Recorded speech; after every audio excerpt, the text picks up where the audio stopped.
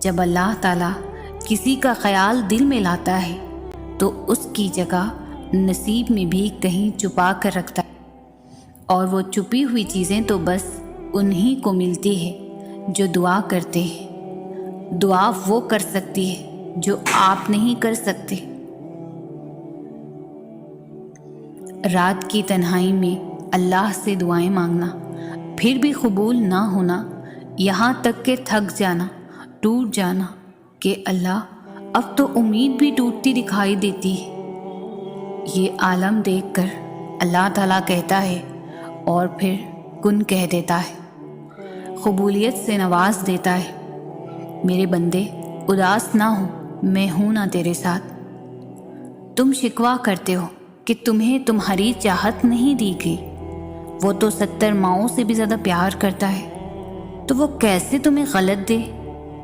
اس کی چاہت ہے کہ تم اس کی چاہت پر راضی ہو جاؤ تاکہ وہ تمہیں پھر تمہاری اس چاہت سے بھی زیادہ نواز دے۔ دعا کی طاقت کو کبھی کم مت سمجھے، تقدیر اور قسمت سے زیادہ طاقت دعا میں ہوتی ہے جو عرش تک کو ہلا سکتی ہے، کیونکہ تقدیر کے سامنے ہم بے بس ہیں لیکن تقدیر لکھنے والا نہیں۔ اور اگر آپ کو لگے کوئی چیز تقدیر میں نہیں بھی لکھی تو پھر بھی دعا کرنی چاہیے۔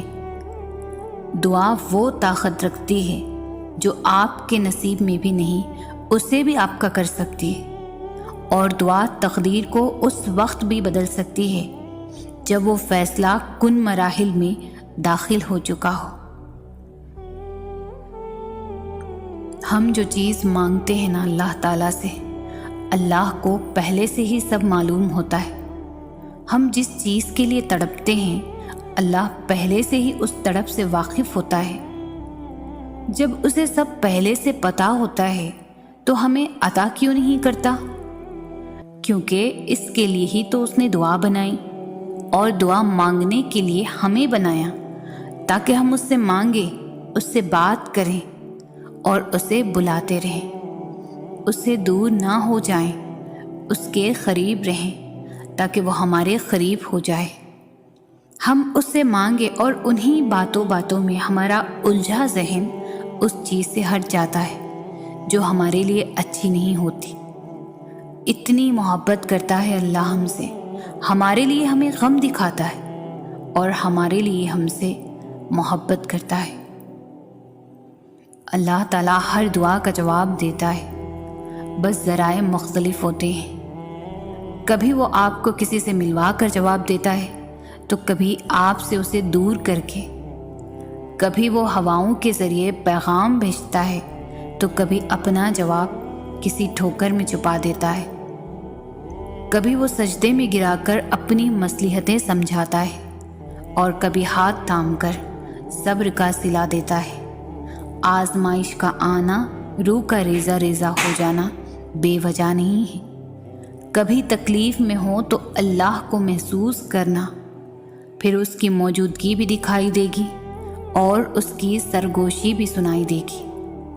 تڑپ دل میں تبھی اتارتا ہے جب وہ تمہیں یاد کرتا ہے، تب وہ چاہتا ہے کہ تم اس سے بات کرو، اسے اپنی کیفیت سناؤ، ساری پریشانیاں اس کی دہلیز پر چھوڑ آؤ، بس تم اور اللہ رہ جائے، پھر سے مسکرانا سیکھ جاؤ اور سب بھول جاؤ۔ تم تنہا نہیں ہو، تمہارے ساتھ اللہ ہے، اور جس کے ساتھ اللہ ہو اس کے ساتھ کائنات کی رونقیں چلتی ہیں۔ دیکھو، آج اگر ہماری کچھ دعائیں ادھوری نہیں رہتی تو شاید ہمارے پاس یہ سب نہ ہوتا جو آج ہے۔ اب جب ساری حقیقتیں ہمیں سمجھ آ گئی ہے تو ہمیں اپنی ان لاحصل دعاؤں کا سوچ کر خوف آتا ہے کہ تب وہ پوری ہو گئی ہوتی تو آج ہماری زندگی کیا ہوتی، کیونکہ جو آج ہمارے پاس ہے وہ ہمارے مانگے ہوئے سے بہت بہتر ہے، اور ہمیں ہمیشہ سے یہی چاہیے تھا، بس تب ہم یہ بات جانتے نہیں تھے، مگر میرا اللہ جانتا تھا، اور اس نے ہمیں وہی دیا جس کی ہمیں سب سے زیادہ ضرورت تھی۔ پھر بھلے وہ چیز ہمیں شروع میں بری لگتی تھی، لیکن اب ہم ان کے ساتھ بہت خوش ہیں، اور ہمیں اب سمجھ آیا ہے کہ اللہ سے بہتر کسی کا فیصلہ نہیں، اس کا انتخاب ہمارے انتخاب سے بہت بہتر ہے۔